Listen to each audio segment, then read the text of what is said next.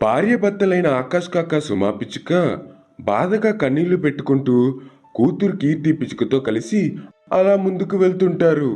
ఇంత మోసం చేస్తారని ఏమాత్రం ఊహించలేదండి. ఊహించింది జరగడమే జీవితం సుమా. అన్నీ బాగుంటే మనం దేవుణ్ణి కొలుస్తామా చెప్పు? ఏది ఏమైనా మనతో కావాలనే రాధాపావురం గొడవ పెట్టుకుంది. నాకు అలాగే అనిపిస్తుంది సుమా.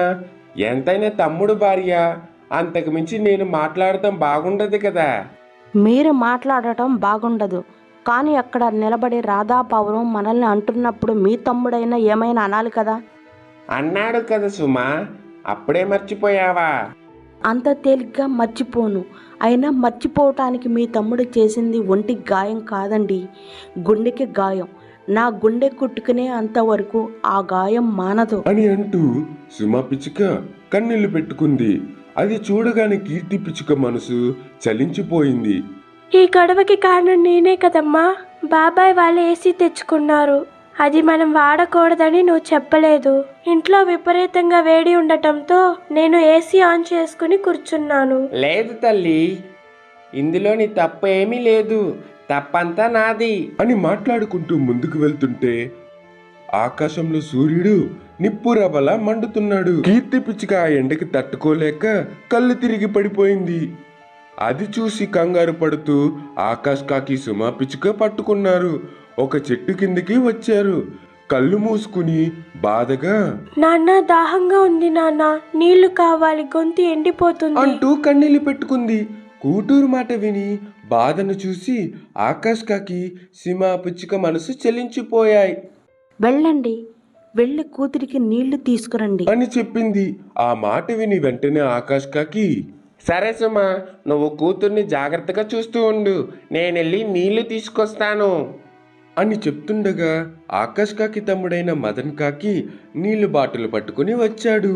అన్నయ్య, కీర్తికి నీళ్లు తాగించు. వద్దు తమ్ముడు, మళ్ళీ మరదలు రాధాపావురం వచ్చి నోటికి వచ్చినట్లు తిడుతుంది. అప్పుడు భరించాం, కానీ ఇప్పుడైతే భరించలేం. అన్నయ్య, ఏమైనుంటే మనం తర్వాత మాట్లాడుకుందాం. ముందుగా దాహంతో అల్లాడిపోతున్న కూతురికి నీళ్లు తాగించు అని చెప్పగానే ఆకాష్ కాకి తన కూతురు కీర్తి పిచ్చుకను చూస్తాడు.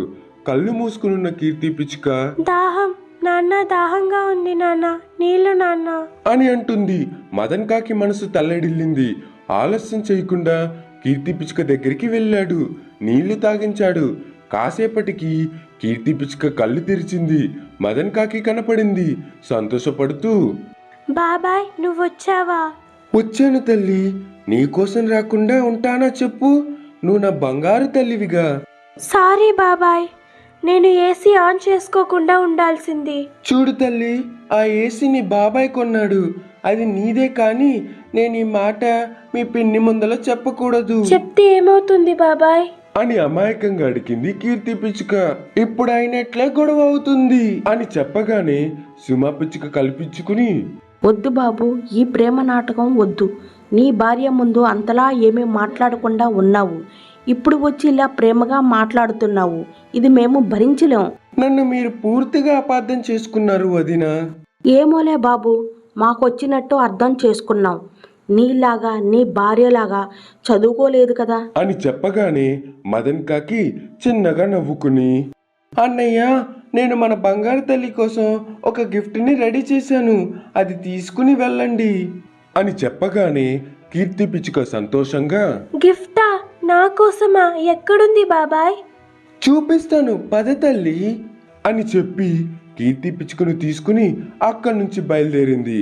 మదన్ కాకి కూతురు కోసం తప్పదన్నట్లుగా బాల వెనకాలే ఆకాష్ కాకి సుమా పిచ్చుక కూడా వెళ్ళాయి. అలా కొద్ది దూరం వెళ్ళిన తర్వాత మదన్ కాకి కీర్తి పిచ్చుక ఇద్దరు కలిసి ఆవు పేడతో కట్టిన ఇంటి దగ్గరికి వచ్చాయి. ఆ ఇంటిని చూస్తూ ఇదిగో తల్లి, ఈ బాబాయ్ నీకు ఇస్తున్న గిఫ్ట్ ఇదే. ఆవు పేడ ఇల్లా బాబాయ్? అవును తల్లి, ఆవు పేడ ఇల్లని అంత తేలిగ్గా అనకు. ఎందుకంటే ఎండాకాలం మొదలైంది, ఎండలు విపరీతంగా ఉన్నాయి. ఏసీ లేనిది నువ్వు పడుకోవు కదా తల్లి, అందుకే ఈ ఆవు పేడ ఇల్లు నీ కోసం రెడీ చేయించాను తల్లి. ఆవు పేడ ఇల్లు కూడా ఎంత చల్లగా ఉంటుంది. నువ్వు ప్రశాంతంగా పడుకోవచ్చు.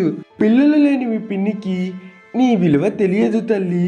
తెలిసేంత వరకు మనకి ఈ బాధ తప్పదు అని కన్నీళ్లు పెట్టుకుంటుంది మదన్ కాకి. ఏడవకు బాబాయ్. ఏసీ గురించి పిన్ని నన్ను తిడుతుంటే ఎందుకు నువ్వు మాట్లాడలేదో ఇప్పుడు నాకు అర్థమైంది. నువ్వు ఏడుస్తే నేను చూడలేను బాబాయ్ అని చెప్పి మదన్ కాకి కన్నీళ్లు తుడిచింది కీర్తి పిచ్చుక. అప్పటికి కానీ మదన్ కాకి మనసు అన్నయ్య ఆకాష్ కాకి బదిన సుమా పిచ్చుకకి అర్థం కాలేదు. సారీ తమ్ముడు, నిన్ను సరిగ్గా అర్థం చేసుకోలేకపోయాను. అవును మరిది, నేను కూడా సారీ చెప్తున్నాను. బాధపడకు. బంధాలన్నీ ఎప్పటికైనా ఒకటి కావాల్సిందే. మేము ఇక్కడ జాగ్రత్తగా ఉంటాం. నువ్వు రాధాపారం అక్కడ సంతోషంగా ఉండండి అని మనసారా చెప్పగానే మదన్ కాకి ఎంతో సంతోషపడుతూ అక్కడి నుంచి వెళ్ళిపోయింది. ఆకాష్ కాకి, సుమా పిచ్చుక, కీర్తి పిచ్చుకకి తన బాబాయ్ గిఫ్ట్గా ఇచ్చిన ఆవు పేడ ఇంట్లో హ్యాపీగా ఉంటారు.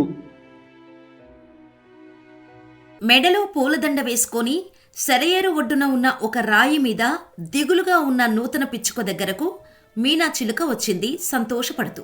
కంగ్రాట్స్ నూతన, మొత్తానికి ప్రేమ పెళ్లి చేసుకొని కొత్త జీవితాన్ని మొదలు పెట్టబోతున్నావు. నాకు చాలా సంతోషంగా ఉంది అని అంటుంటే నూతన పిచ్చుక కన్నీళ్లు పెట్టుకుంటూ మీనా చిలుకను చూసింది.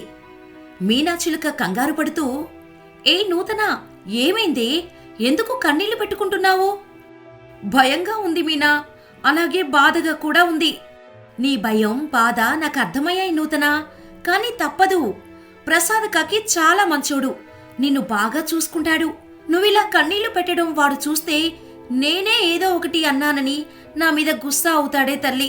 నువ్వు కాస్త ఆ కన్నీళ్లు తుడుచుకో అంటూ దిక్కులు చూస్తుంది మీనా చిలుక. ఎక్కడా ప్రసాద్ కాకి కనపడలేదు.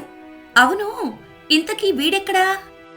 చిటికెన వేలు చూపించాడు అని చెప్పి సిగ్గుపడింది నూతన పిచ్చుక. మీనా చిలుక చిలిపిగా నవ్వింది.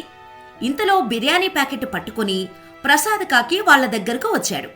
మీనా చిలుకను చూసి హ్యాపీగా ఫీల్ అవుతూ, ఏయ్ మీనా, ఎప్పుడొచ్చావు? హాయ్ రా ప్రసాద్, 10 మినిట్స్ అవుతుందిరా. సారీని, నువ్వు వస్తావని తెలియక నీకు బిర్యానీ తీసుకురాలేదు. అవునా? అయితే తమరు ఆకలితో అలాగే ఉండండి. నేను నా ఫ్రెండు నూతన తినేస్తాం. తప్పుతుందా? నూతన బాగా ఆకలిగా ఉందని చెప్పావు కదా, ఇప్పుడు ఈ బిర్యానీ తిను, ఆ తర్వాత మన ఇంటికి వెళ్ళి వంట చేసుకుందాం అని చెప్పి బిర్యానీ ప్యాకెట్ను విప్పి నేల మీద పెడతాడు ప్రసాద్ కాకి. నూతన పిచ్చుక, మీనా చిలుక, ప్రసాద్ కాకి ఆ బిర్యానీ ప్యాకెట్ చుట్టూ వాలి మాట్లాడుకుంటూ కమ్మని వాసన వస్తున్న బిర్యానీని కడుపు నిండుగా తింటాయి. పక్కనే ఉన్న సెలయేరు నీళ్లు తాగుతాయి. నూతన, అనుకున్నది సాధించావు. ప్రేమించిన ప్రసాద్ కాకినే పెళ్లి చేసుకున్నావు. చాలా సంతోషంగా ఉంది. మరి నెక్స్ట్ ఏంటి? శోభనం అని చెప్పాడు ప్రసాద్ కాకి. నూతన పిచ్చుక చిలిపిగా చూస్తూ నవ్వింది. మీనా చిలుక మాత్రం కోపంగా చూస్తూ, పెళ్లి ఎలాగో జరిగింది, శోభనం కూడా జరుగుతుంది, అందులో సందేహం లేదురా. నువ్వేమో అనాథవి, ఇదేమో సవతి కూతురు. మీ ఇంటి దగ్గర పరిస్థితి బాగాలేదు. నీ సవతి తల్లి రాధ పావురం కారాలు మిరియాలు నూరుతుంది. అయితే కోడి ఒకటి తీసుకొచ్చి ఇస్తాను, అవి చేసి కడుపు నిండా తినమని చెప్పవే అని అంటుంటే దిగులుగా, నాన్న ఇంటి దగ్గర లేడా మీనా? మీ నాన్న కిరణ్ గద్ద మౌనంగా ఉన్నాడు. పిన్నిని పెళ్లి చేసుకున్నప్పటి నుంచి నాన్న చేస్తుంది అదే మీనా. నూతన, మన ఇంటికి వెళ్దాం పదా. ముందుగా మా ఇంటికి వెళ్ళి మా నాన్న మా పిన్ని ఆశీస్సులు తీసుకుందాం ప్రసాద్, ఆ తర్వాత మన ఇంటికి వెళ్దాం. సరే నూతన, నువ్వెలా చెబితే అలా. నువ్వు సంతోషంగా ఉండటమే నాకు కావాల్సింది. పద, అత్తయ్య మావయ్య దగ్గరికి వెళ్దాం అని చెప్పగానే మీనా చిలుక, నూతన పిచ్చుక, ప్రసాద్ కాకి మూడూ కలిసి రాధ పావురం ఇంటికి వస్తాయి.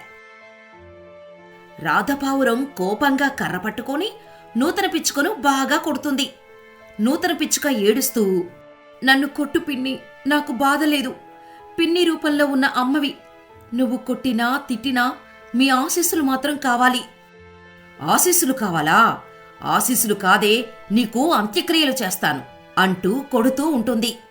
వద్దు రాధా, కూతురును అలా కొట్టకు, పెళ్లి చేసుకొని మనింటికి వచ్చారు అని చెప్పగానే రాధాపావురం కొట్టి కొట్టి అలసిపోయింది.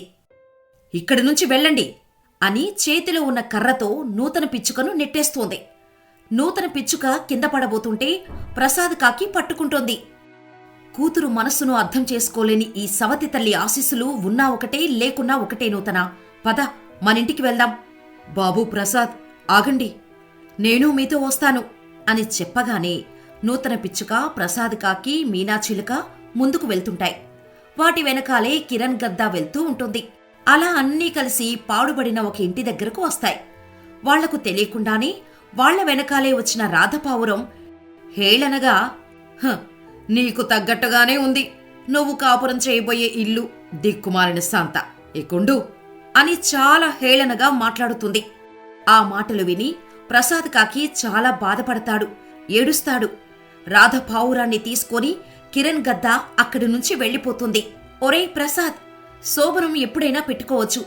మీ అత్తగారు చెప్పినట్టుగా ముందుగా ఇల్లును సరిచేసుకోరా. ఉంటాను, బాయ్ నూతనా అని చెప్పి మీనాచిలుక అక్కడి నుంచి వెళ్లిపోతుంది. ఆ రోజు రాత్రి దీపం వెలుగులో ఆ పాడుబడిన ఇంట్లో ఉన్న పాత మంచంలో పడుకుని నూతన పిచ్చుక, ప్రసాద్ కాకి ప్రేమగా ఉన్న ఇంటిని కొత్తగా ఎలా తయారు చేసుకుందామా అని మాట్లాడుకుంటూ ఉంటాయి. అప్పుడు వాటికి అరటాకులతో ఇల్లు కట్టుకోవాలనే ఆలోచన వస్తుంది. వారెవ్వా నూతన, నీ ఆలోచన బాగుంది. రేపే మనం అరటి తోటకు వెళ్లి కావలసిన అరటి ఆకులను తెచ్చుకుందాం అని చెప్పగానే నూతన పిచ్చుక సంతోషపడుతుంది. మరుసటి రోజున నూతన పిచ్చుక, ప్రసాద్ కాకి కలిసి అరటి ఆకులు తెచ్చుకొని ప్రేమగా మాట్లాడుకుంటూ అరటి ఆకులతో ఇల్లు కట్టుకుంటాయి. ఆ ఇంట్లో ప్రేమగా కాపురం చేస్తాయి. ఒకానొక అడవిలో కీర్తి, గణేష్ అనే కాకి భార్యాభర్తలు ఉండేవి. పిల్లలు లేకపోవటంతో తమ జీవితాలు అనాథ జీవితాలని, తమ వంశం తమతోనే అంతమవుతుందని బాధపడుతూ కన్నీళ్లు పెట్టుకుంటూ ఉండేవి. ఒకరోజున కీర్తికాకి, ఏవండి, మీరు నాకొక మాటిస్తారా? కొత్తగా ఈ మాటివ్వటం తీసుకోవటం ఏంటి కీర్తి? మన మధ్య ఇంతకాలం ఉంది, ఇక మీదట ఉండేది కూడా నమ్మకమే కదా. అవునండి, నాకు ఈ రోజెందుకో మీ దగ్గర నుంచి నాకు మాట తీసుకోవాలని ఉంది. మాటిస్తే నువ్వు సంతోషంగా ఉంటావా కీర్తి? అవునండి, ఉంటాను. ఈ మాట నన్ను సంతోషపెడుతుంది, మిమ్మల్ని సంతోషపెడుతుంది. అవునా? అయితే తప్పకుండా మాటిస్తాను కీర్తి. నువ్వు అడిగినట్టు నేను నీకు మాటిస్తున్నాను అని చెప్పి కీర్తి కాకి చేతిలో గణేష్ కాకి చెయ్యి వేస్తాడు. అది చూసి కీర్తి సంతోషపడుతుంది. అప్పుడే పిచ్చుక వేగంగా ఆ కాకి దంపతుల ఇంటివైపు వెళ్తూ ఉంటుంది. దారిలో పావురం గలుస్తుంది. ఆగవే పిచ్చుకా, ఆగు అని పావురం పిచ్చుకని అడ్డుకుంటుంది. రెండూ ఒక చెట్టు మీద వాల్తాయి. ఏవే పిచ్చుకా, చంద్రయాన్ 3 కంటే వేగంగా వెళ్తున్నావు, ఎక్కడికే? కీర్తి కాకి దగ్గరికే. ఏమైందే దానికి? ఆత్మహత్య చేసుకోవాలని అనుకుంటుందే పిచ్చిది అని అనగానే పావురం ఆశ్చర్యంగా ఇలా అంటుంది. ఏమిటే నువ్వు చెప్పేది? కీర్తికాకి ఆత్మహత్య చేసుకోవడం ఏమిటి? దానికి ఆ ఐడియా ఇచ్చింది నేనే. అది పిచ్చిది కాదే, నువ్వు నన్ను పిచ్చిదాన్ని చేస్తున్నావు. నువ్వు దానికి ఆత్మహత్య చేసుకోవాలనే ఐడియా ఇవ్వడం ఏంటి? ఏం జరిగింది అసలు? అయ్యో పావురమా, అదంతా పెద్ద కథ. ముందుగా మనం కీర్తికాకి ఇంటికి వెళ్దాం పద అని పిచ్చుక అక్కడి నుంచి బయలుదేరుతుంది. పావురం కూడా పిచ్చుక వెనకాలే కీర్తికాకి ఇంటివైపు వెళ్తుంది. ఇక కీర్తికాకి పూజ అనే కాకి ఇంటికి వెళ్తుంది. పూజా కాకి ఏమీ మాట్లాడకుండా మౌనంగా ఉంటుంది.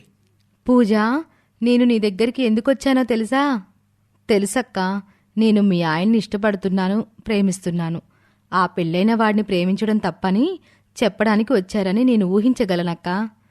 చెప్పడానికొచ్చిన మాట నిజమే చెల్లి. కాకపోతే ప్రేమించడం తప్పని కాదు, ఖచ్చితంగా ఆయన్ని నువ్వు పెళ్లి చేసుకోవాలని. అక్క, అవును పూజ, ఆయన్ని పెళ్లి చేసుకోమని చెప్పడానికే వచ్చాను. నేను నమ్మలేకపోతున్నానక్క. నమ్మాలి చెల్లి, నీకు నాకు నమ్మకం కలగాలి కనుకే ఒకరికొకరం మాటిచ్చుకుందాం, సరేనా చెల్లి? నాకంతా అయోమయంగా ఉందక్క. ఇందులో అయోమయం ఏముంది చెప్పు? నువ్వు ఖచ్చితంగా ఆయన్ని పెళ్లి చేసుకోవాలి, చేసుకుంటానని నాకు మాటివ్వు. అలాగే నేను నీకు మాటిస్తున్నాను పూజ, నువ్వు ఆయన్ని పెళ్లి చేసుకున్న తర్వాత నేను మీ జీవితంలోకి రాను, అందుకు నేను మాటిస్తున్నాను అని చెప్పి తన చేతిని ముందుకు చాపుతుంది. పూజ కాకి ఆలోచిస్తూ ఉంటుంది. నేనిప్పట్లో ఇంటికి రాను, నువ్వెళ్ళి ఆయన తీసుకొని పెళ్లి చేసుకొని ఇంటికి రా. ఆయన ఏమంటాడో ఏమోనక్క. నాకు అవన్నీ చెప్పకు చెల్లి, మాటిచ్చావు. నేను వెళ్ళిపోతున్నాను. ఆయన దగ్గరికి వెళ్ళి పెళ్లి చేసుకొనిరా అని చెప్పి అక్కడి నుంచి కీర్తికాకి వెళ్ళిపోయింది. పూజకాకి తన గూటి నుంచి బయలుదేరింది. ఇంతలో పావురం పిచ్చుక దారిలో కలిసిన చిలుకని తీసుకుని కీర్తికాకి ఇంటికొచ్చాయి. లోపల గణేష్ కాకి ఒక్కతే ఉంటుంది. ఒకేసారి ముగ్గురూ కలిసి రావటంతో గణేష్ వాళ్ళని చూసి, ఏమైంది, ముగ్గురూ కలిసికట్టుగా వచ్చారు? కీర్తికాకి ఎక్కడన్నా? ఆహారం తీసుకురావడానికి వెళ్ళింది. ఎందుకు? కీర్తికాకి ఈ మధ్య నీ దగ్గర ఏవైనా మాట తీసుకుందా బ్రో? ఆ తీసుకుంది. ఎందుకలా అడుగుతున్నావు? ఏవని మాట తీసుకుందన్నయ్యా? మాటివ్వమని అడిగింది. ఇచ్చాను కానీ ఏ మాట అని నేను అడగలేదు. కీర్తి చెప్పలేదు. ఇంతకీ ఏమైంది? మీరందరెందుకు ఇలా అడుగుతున్నారు అని అడగగానే పిచ్చుక పావురం చిలుక తమ మనసుల్ని శాంతపరుచుకొని, ఏమీ లేదన్నయ్యా, నిన్ను కాస్త టెన్షన్ పెట్టాలనుకున్నాం అంతే అని చెప్పి అక్కడి నుంచి వెంటనే వెళ్ళిపోతాయి. గణేష్ కాకి ఆలోచనలో ఉంటుంది. పూజ కాకి వస్తుంది. గణేష్ కంగారు పడుతూ ఉంటాడు. పూజ, ఇక్కడికి ఎందుకొచ్చావు? ఒంటరిగా ఉంటే ఆ గ్రద్ద దాడి చేయడానికి చూస్తుంది. నాకు భయం వేస్తుంది. అందుకే ఇక్కడికొచ్చాను. ఇక నేను ఆ ఇంటికి పోను. నన్ను పెళ్లి చేసుకో గణేష్. ఇప్పుడు కాదు, నువ్వు మీ ఇంటికెళ్ళు. నేను అక్కడికొచ్చి మాట్లాడతాను. లేదు, నన్ను పెళ్లి చేసుకొని తీరాలి. లేదంటే నన్ను ఆ గ్రద్ద తినేస్తుంది అని గణేష్ కాకితో పూజా కాకి వాదన పెట్టుకుంటుంది. అప్పుడే కీర్తి ఇంటికొస్తుంది. ఇంటి మీద వాలి వాళ్ళ మాటలు వింటుంది. చివరికి పూజ కాకి గణేష్ కాకిని తీసుకుని ఆ ఇంట్లో నుంచి వెళ్ళిపోతుంది. నాకిదే కావలసింది అని కీర్తి కాకి ఇంట్లోకి వెళ్తుంది. ఇంటి దూలానికి ఉరేసుకుంటుంది. గణేష్ కాకి పూజ కాకి పెళ్లి చేసుకుని ఇంట్లోకొస్తారు. దూలానికి ఉరేసుకొని ఆత్మహత్య చేసుకున్న కీర్తి వేలాడుతూ కనిపిస్తుంది వాళ్ళిద్దరికీ. పూజ కాకి గట్టిగా ఏడుస్తూ ఉంటుంది. పిచ్చుక పావురం చిలుక అక్కడికొస్తాయి. కిటికీ దగ్గర నిలబడి కన్నీళ్లు పెట్టుకుంటాయి. ఏడుస్తున్న గణేష్ కాకి కీర్తికాకి చేతిలో ఉన్న కాగితం కనిపిస్తుంది. ఆ కాగితం తీసి చదువుతుంది.